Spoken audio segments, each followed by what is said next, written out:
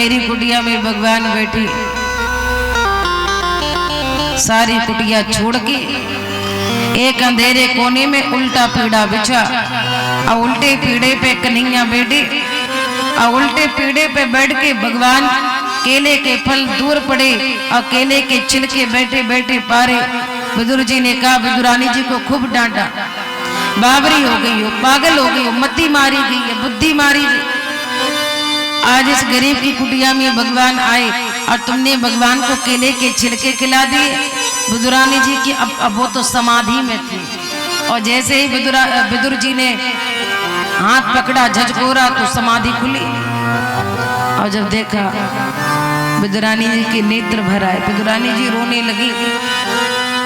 अब विदुरानी जी ने रोते रोते कन्हैया से कहा, एक बात बता कन्हैया, अरे बिछाने वाले को होश नहीं था, चलो बिछाने वाला होश में नहीं था, मैं तो बाबरी में पागल, मेरी मति मारी गई, बुद्धि मारी गई। अरे मैंने यदि उल्टा पीड़ा बिछा दिया कन्हैया, बिछाने वाले को होश नहीं था, कम से कम बैठने वाले को तो होश होना चाहिए था कि मैं उल्टी खाट पे बैठ रहा हूँ कि मैं सीधी खाट पे बैठ रहा हूँ। बताओ भैया, उल्टी खाट और सीधी खाट में अंतर नहीं होगा। अब देखो, सीधी कुर्सी बिछा दो, उल्टी बिछा दो तो बिछाने वाले को मान लो कि वो बिछा दे, लेकिन जो बैठेगा उसको तो पता चलेगा हम उल्टी पे बैठ रहे कि सीधी पे बैठ रहे। अच्छा भैया, भगवान ने जब नीचे देखा, भगवान ओहो हम उल्टे पीड़े पे बैठे।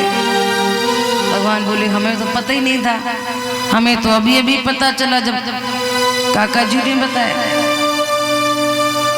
विदुरानी जी बोली, कन्हैया मैंने केले के छिलके रख दिए, तुमने खा लिए क्या? तुम खाने वाले को तो होश होना चाहिए, नमक ज्यादा है कम है, परोसने वाले को थोड़ी पता चलेगा मिर्ची ज्यादा है कम है, जो खाएगा पता चलेगा। मीठी मीठी खीर मीठी, अब कैसी मीठी है तो वो जाने जिसने खीर खाई हो। बोलो जय श्री राम। अब विदुर जी कन्हैया ने जब छिलका देखा, बोले वो हम केले के छिलके खा रहे, बोले हमें तो अभी अभी पता चला। विदुर जी बोले थोड़ा सा लड्डू भी खाओ, और जब भगवान ने लड्डू खाए माता,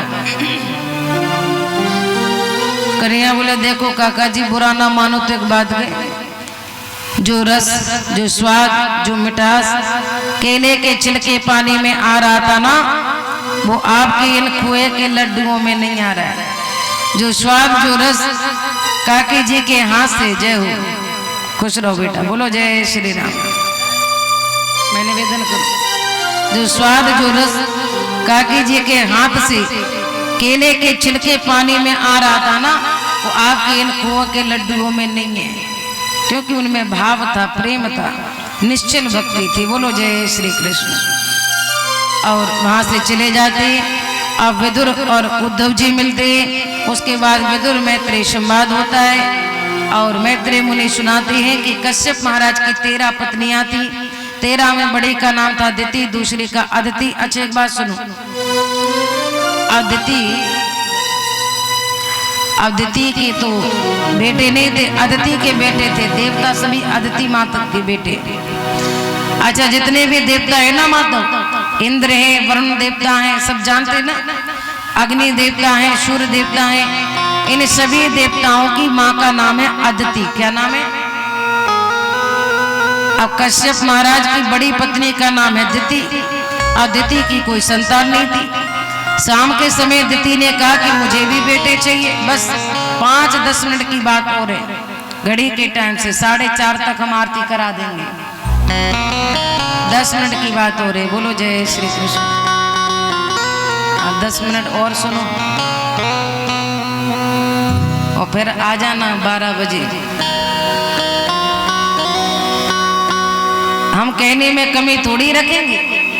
कहने वाले कहते टन भर है, और मुझे ये विश्वास है कि आप लोग सुनने में भी कमी नहीं रखेंगे। कहने वाले कहते टन भर है, सुनने वाले सुनते भी मन भर है। लेकिन अफसोस तो इस बात का है कि दोनों ही उसका अनुसरण कण भर भी नहीं करते। अब देखो माता बहने भैया सब उठेंगे ना, और जब वो उठेंगे तो कपड़े झड़ाएंगे। वो कपड़े नहीं झड़ाते, वो प्रवचन झड़ाते हैं। जो कुछ भी सुना सो यही झड़ा के चले गए। माँ तो आज जब उठो ना तो झड़ाना मत, जो लगा है ले जाना। माता बहने उठने सही बात है कि नहीं? कपड़े जड़ाते, उठते हैं तो कपड़े जड़ाते ना, वो कपड़े नहीं जड़ाते, वो प्रवचन जड़ा देते, जो सुना यही जड़ा के चले गए। माता अच्छा, कश्यप महाराज ने कहा कि शाम के संध्या को माधव सुबह और शाम अपने मुंह से कभी गाली नहीं देना चाहिए, ध्यान रखोगे कि नहीं? मन हो तो दोपहर में लड़ लेना। हमारी माता जी हैं, इनका आशीर्वाद हमें मिलता रहे, ऐसे बुजुर्गों का आशीर्वाद मिलता रहना चाहिए। बैठ जाओ माता जी, बहुत बहुत धन्यवाद। ऐसे बुजुर्गों का, देखो एक बात कह दूं, उम्र में हमसे जो बड़ा हो, चाहे वह किसी भी जाति का हो, अगर आप पैर नहीं छू सकते, हाथ जोड़ करके उसका सम्मान तो कर ही सकते हैं। उम्र में जो हमसे बड़ा हो ना, उसका कभी अपमान मत करना। क्यों? क्योंकि बुजुर्गों की दुआओं में एक तासीर होती है। कहते हैं बुजुर्गों की दुआओं में एक तासीर होती है, और उठाकर राख भी वो दे दे तो अक्सीर होती है। बड़े बूढ़ों के आशीर्वाद में बड़ी ताकत होती है। बोलो जय श्री राम। अच्छा, सुबह और शाम अच्छी बातें करो, अच्छी बातें सुनो। सुबह और शाम कभी भी अपशब्द नहीं बोलना चाहिए। और महाराज कश्यप ने कहा कि देखो ये शाम का समय, और कामोपन भाव अपने हृदय में मत लाओ। इस समय जो बेटा होगा, जो गर्भ धारण पुत्र होगा, वो राक्षस प्रवृत्ति का होगा। लेकिन पत्नी के आगे झुक गए। सभी लोग ताली बजाकर सम्मान करें। हमारे सम्मानीय श्री क्षितिपुर वाले वीर सिंह मास्टर जी हैं, टीचर हैं, और जहाँ भी कथा होती है 100 किलोमीटर क्यों ना आप पहुँच ही जाते हैं। और ये हमारे सम्मानीय क्षितिपुर से सम्मानीय श्री वीर सिंह मास्टर जी हैं। सभी लोग ताली बजाकर सम्मान करेंगे और वो कुछ दान भी कर रहे हैं।